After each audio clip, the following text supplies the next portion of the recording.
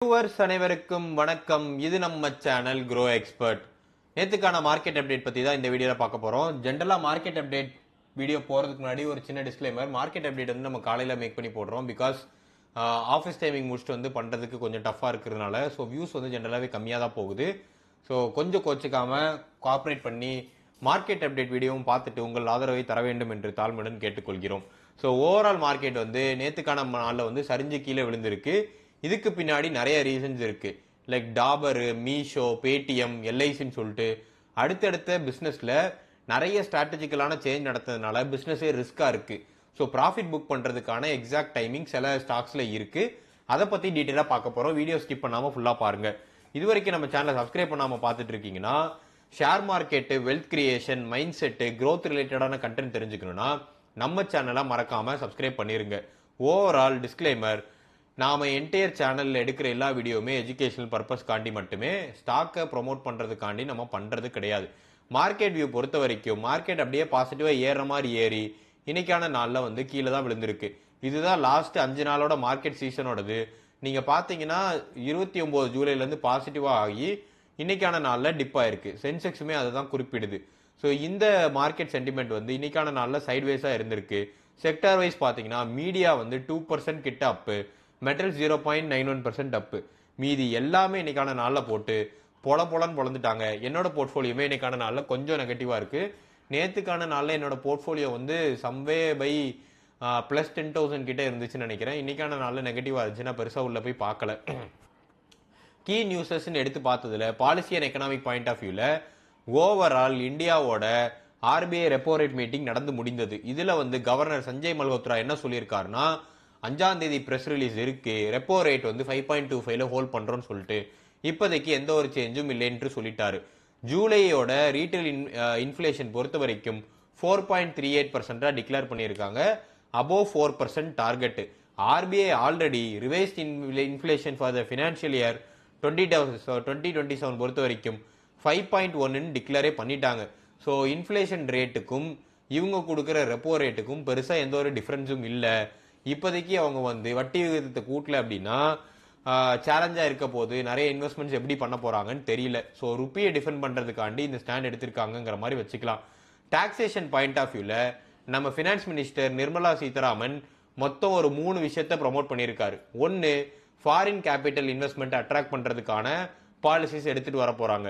And promoting make in India, இந்தியாக்குள்ளேயே make பண்றதுக்கு சில concession in terms of tax இந்த மாதிரி கொடுக்க போறாங்க. சிம்பிளிஃபையிங் கம்ப்ளைண்ட்ஸ், ஸோ இந்த டாக்ஸ் ஃபைல் பண்றது இந்த மாதிரியான கம்ப்ளைண்ட்ஸை கொஞ்சம் கம்மி பண்ணலாம், கொஞ்சம் ஈஸியா யூசருக்கு எடுத்துட்டு போகணுங்கிற எக்ஸ்பெக்டேஷன்ஸ் இருக்கு. இது போக இந்தியா பேஸ்ட் மேனேஜர்ஸ்க்கு நிறைய சலுகைகள் தரப்படும். ஸோ சீனியர் லீடர்ஷிப் பொசிஷன்ல இந்தியா ஆட்கள் இருக்கிறதுக்கான வாய்ப்புகள் ஜாஸ்தியா இருக்கு. அண்ட் 10 இயர்ஸுக்கான AI data centre model and சப்போர்ட்டுக்கு ஃபாரின் சப்ளையர் எக்ஸம்ஷன்ங்கிற மாதிரி கொடுக்குறாங்க. Machineries to Indian electronic contract பொறுத்த வரைக்கும் இந்த மாதிரி அடுத்தடுத்து மார்க்கெட்டும் மேனுஃபேக்சரிங்கும் க்ரோத் ரிலேட்டடான அடுத்தடுத்த ஸ்கீம்ஸ் எடுத்துட்டு வராங்க. பார்க்கலாம் இது எவ்வளவு பெனிஃபிஷியலா இருக்குன்னு சொல்லிட்டு. இந்தியாவோட க்ரோத் ரேட் பொறுத்த வரைக்கும் 7.7% இப்போதைக்கு வந்து டார்கெட் வச்சு அனௌன்ஸும் பண்ணியிருக்காங்க. So overall $41 billion inflow cash வந்திருக்கிறதாக ஆர்பிஐ ரிப்போர்ட் பண்ணியிருக்கு. ஸோ இது வந்து ருப்பி ஸ்ட்ரென்தனிங்க்கு யூஸ்ஃபுல்லா இருக்கும். ஏன்னா ஃப்ரெஷ்ஷா டாலர் வந்து இந்தியாவுக்குள்ள வர்றது. பொலிட்டிக்கல் ஸ்டாண்ட் பாயிண்ட் வியூல பிரசாத் கிஷோர் வந்து பங்கிப்பூர் எலெக்ஷனை வந்து வின் பண்ணிட்டாரு, பிஜேபியை டிஃபிட் பண்ணி. அதுவும் 18,953 ஓட்டு எடுத்து. ஸோ ஓவரால் இது பிஜேபி என்ன டைரக்ஷன்ல போகுது அண்ட் புதுசா நிறைய பிளேயர்ஸ் வந்து பாலிடிக்ஸ்குள்ள என்டர் ஆகுறாங்க. இது எப்படி போகுதுங்கிற மாதிரி பார்க்கலாம். அரசியல் நம்ம சேனல்ல பேசவே மாட்டோம், ஜஸ்ட் நியூஸா சொல்லிட்டு கடந்து போறேன். ஸோ கவர்மெண்ட் பொறுத்த வரைக்கும் மெட்டாவோட குளோபல் டீமை ஐயா ராஜா ஆகஸ்ட் 5-6 கிட்ட வந்து எங்களை மீட் பண்ணுங்கன்னு சொல்லியிருக்காங்க.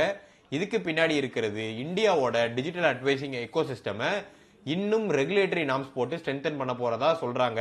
பட் இதுக்கு பின்னாடி இருக்கிற அரசியல் வட்டாரத்தில் என்ன சொல்லிக்கிறாங்கன்னா, இப்போ நிறைய influential political decision, political landscape Insta இந்த மாதிரியான இதை நோக்கி போயிட்டு இருக்கிறதுனால இதை எப்படி கவர்மெண்ட் வந்து மெட்டீரியலைஸ் பண்றதுங்கிற மாதிரி இருக்கு. ஸோ எல்ஐசி பொறுத்த வரைக்கும் கவர்மெண்ட் ஆஃபர் ஃபார் சேலா ஆல்மோஸ்ட் அரௌண்ட் 31,000 கோடி கிட்ட வித்துட்டு வெளியே போறதுக்கான பிளான்ஸ் இருக்கு.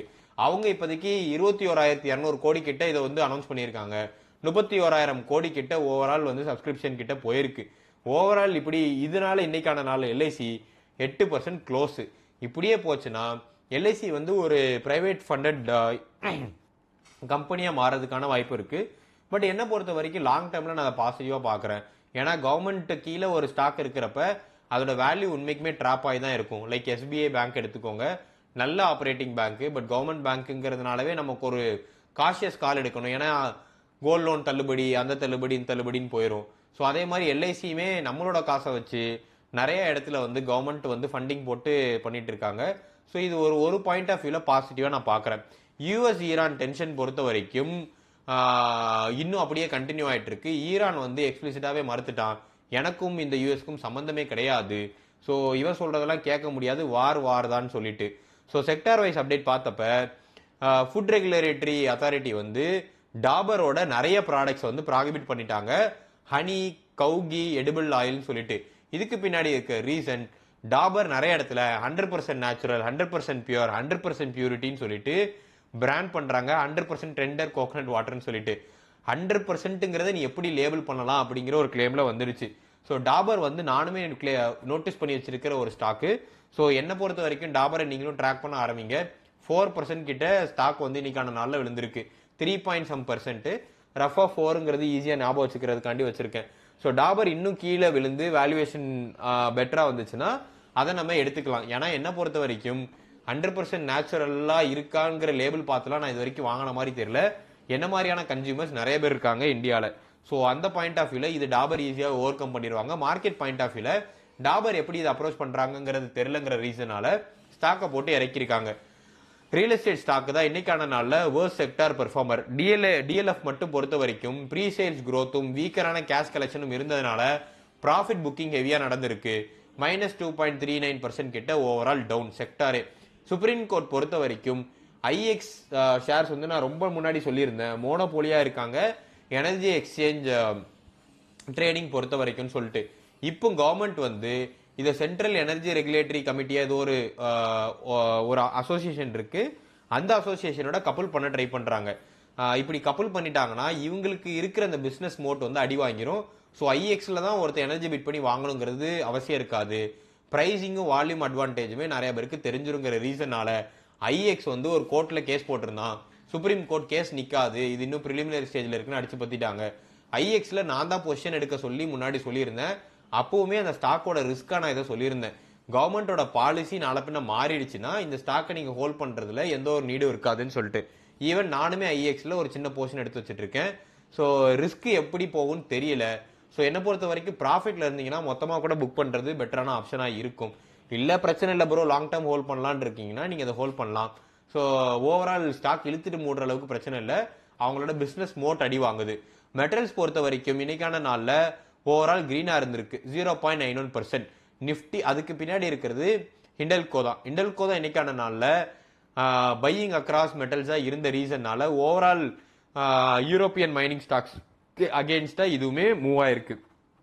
ஐடி செக்டர் பொறுத்த வரைக்கும் மண்டே மார்க்கெட்ல பாசிட்டிவா குதூகலமா அடிச்ச ஸ்டாக் எல்லாமே இன்னைக்கான நாள்ல அந்த பாசிட்டிவா விட்டுருச்சு. டிசிஎஸ், இன்ஃபோசிஸ் எல்லாமே மண்டே மார்க்கெட்ல பாசிட்டிவா பிரகாசமா இருந்துச்சு. ஸோ இன்னைக்கான நாள்ல அது கெயின் பண்ண பாசிட்டிவா இன்னைக்கு கொடுத்துருச்சு. ஸ்டாக் நெகட்டிவா இருக்கும்போது மட்டும் ஐடிக்குள்ள போங்க, இப்போதைக்கு உள்ள என்ட்ராக வேண்டாம். நிப்டி மீடியா பொறுத்த வரைக்கும் இன்னைக்கான நாள்ல 2% கிட்ட ஓவரால் பாசிட்டிவா இருக்கு.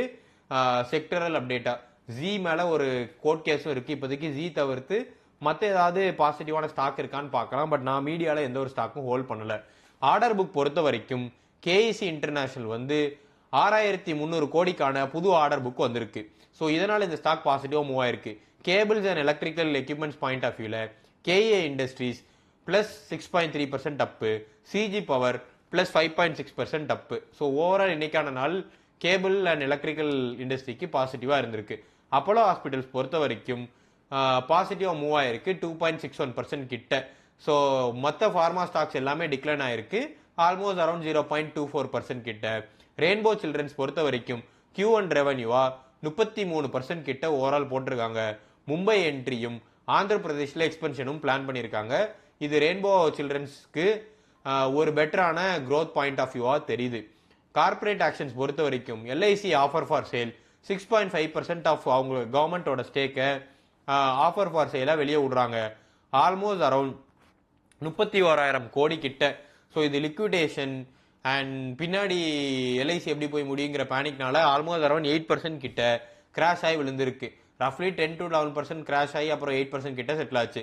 பேடிஎம் பொறுத்த வரைக்கும் ப்ரிடாமினண்டா ஃபர்ஸ்ட் ஓனர்ல இருந்து ஏர்லி இன்வெஸ்டர்ஸ்ல இருந்து இப்போ கைமாத்துறாங்க. ஸோ இது எங்க போய் முடியும்னு தெரியல.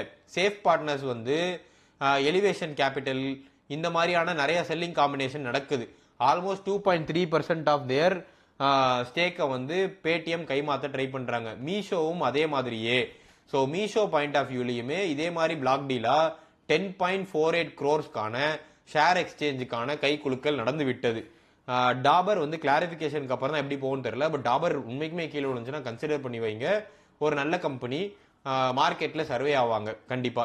ஏன்னா நிறைய பிராண்ட் வேல்யூ பொறுத்த வரைக்கும் டாபருங்கிறது ஒரு வெல் நோன் லோக்கல் பிராண்டா இருக்கு. எம்வி எலக்ட்ரோ சிஸ்டம்ஸ் பொறுத்த வரைக்கும் ஐபிஓ வந்துச்சு. கிரே மார்க்கெட் பிரீமியம் வந்து ஷார்ப்பா கீழே விழுந்துருச்சு. ஆல்மோஸ்ட் 1% கிட்ட. இந்த மாதிரியான பேர் தெரியாத ஸ்டாக்ஸை கிரே மார்க்கெட் பிரீமியம் நம்பி உள்ள என்டர் ஆகாதீங்க. ரொம்ப ஸ்ட்ராங்கா ஏதாவது கிரே மார்க்கெட் பிரீமியம் இருந்தா மட்டும் நான் சொல்றேன். இப்போதைக்கு இதுக்குள்ள போக வேண்டாம். ஸோ Q1 ஏர்னிங்ஸ் பொறுத்த வரைக்கும் டிஎல்எஃப் ப்ராஃபிட் அப்பா இருக்கு. பட் ரெவன்யூ வந்து கீழே விழுந்ததுனால ஸ்டாக்கை போட்டு அடிச்சிட்டாங்க. ஐஆர்டிஏ பொறுத்த வரைக்கும் ப்ராஃபிட் 37.1% கிட்ட அப்பு. நெட் இன்ட்ரெஸ்ட் இன்கமும் 24.1% கிட்ட ஓவரால் அப்பு. டாரன் பவர் பொறுத்த வரைக்கும் ப்ராஃபிட் 11% கிட்ட கீழே விழுந்திருக்கு. இந்த ஸ்டாக் உண்மைக்குமே கீழே இறங்கிச்சுன்னா கன்சிடர் பண்ணுங்க. லாங் டேர்ம்ல ஒரு பெனிஃபிஷியலா இருக்கும். எஸ்பிஐ ஃபண்ட் மேனேஜ்மெண்ட் பொறுத்த வரைக்கும் ப்ராஃபிட் வந்து 3% கிட்ட ஓவரால் அப்பு. ஏத்தர் எனர்ஜி அவங்களோட லாஸை கம்மி பண்ணியிருக்காங்க. 178 கோடியில இருந்து 51 கோடி லாஸ் பண்ணியிருக்காங்க. லாஸ் பண்ண 58 கோடியே ப்ராஃபிட் லாஸை குறைச்ச காரணத்தினால் மட்டுமே ஸ்டாக் 13% கிட்ட ஓவரால் அப்பு. ஏத்தர் எனர்ஜி மேல நிறைய எக்ஸ்பெக்டேஷன்ஸ் இருக்கு. பட் வேல்யூவேஷன் பாயிண்ட் ஆஃப் வியூல அது டூ ஹை. இப்போதைக்கு இதுக்குள்ள போக வேண்டாம். ஸோ ஓவரால் பாயிண்ட் ஆஃப் வியூல இன்னைக்கான நாள்ல கமோடிட்டிஸ் பொறுத்த வரைக்கும் கோல்டு சில்வர்ல பெருசா எந்த ஒரு சேஞ்சும் இல்லை. க்ரூட் ஆயிலும் almost on the same note. ருப்பியை 95ல டிஃபெண்ட் பண்ண ட்ரை பண்றாங்க. ஸோ ஆல்மோஸ்ட் மற்ற மார்க்கெட்ஸ் எல்லாமே இன்னைக்கான நாள்ல positive. Japan, Korea, US market எல்லாமே பாசிட்டிவா இருந்திருக்கு. மார்க்கெட்ல டாப் லூசர்ஸ் பொறுத்த வரைக்கும் எல்ஐசி, கிரிம்சம் இண்டஸ்ட்ரி ப்ராஃபிட் புக்கிங் நடந்திருக்கு. HDFC லைஃப், பஜாஜ் ஆட்டோ பிராடரா இன்னைக்கு மூவ் ஆனது. Ather energy 13%, restaurant brands Asia 10%. So overall அவங்களுக்கு மார்க்கெட் கெயின் கிடைச்சிருக்கு. KA industries 6.3 after order book. Deepak chemicals பொறுத்த வரைக்கும் தீபக் நைட்ரேட்டு ஸ்பெஷலா இவங்களோட Q1 ரிசல்ட்ஸ் வந்து இன்னைக்கான நாள்ல வந்துச்சு. அதை ஒட்டி 6.3% கிட்ட ஓவரால் அப்பு. சிஜி பவர் 5.6% அப்பு. மீஷோ கேர்ஃபுல்லா டீல் பண்ணுங்க. அது பக்கம் தலை வைத்து படுக்க வேண்டாம். ஸோ ஓவரால் இந்த மார்க்கெட் அப்டேட் வீடியோ உங்களுக்கு கண்டிப்பாக பிடிச்சிருக்கு நம்புறேன். இந்த வீடியோ உங்களுக்கு பிடிச்சிருந்துச்சுன்னா வீடியோக்கு லைக் பண்ணிருங்க. மறக்காம ஃப்ரெண்ட்ஸ் அண்ட் ஃபேமிலி இன்வெஸ்டிங் ஃப்ரெண்ட்ஸுக்கு ஷேர் பண்ணுங்க. நம்ம சேனல் கொஞ்சம் ஃபாஸ்ட்டாக க்ரோ ஆக உண்மைக்குமே ஹெல்ப்ஃபுல்லாக இருக்கும். ஸ்பெசிஃபிக்காக உங்களுக்கு ஏதாவது ஸ்டாக் இருந்தால் கமெண்ட் பண்ணுங்க. கமெண்ட் பண்ற நண்பர்கள் தயவு செஞ்சு லைக்கும் பண்ணிருங்க. சேனலை சப்ஸ்கிரைப் பண்ணிட்டு பாருங்க.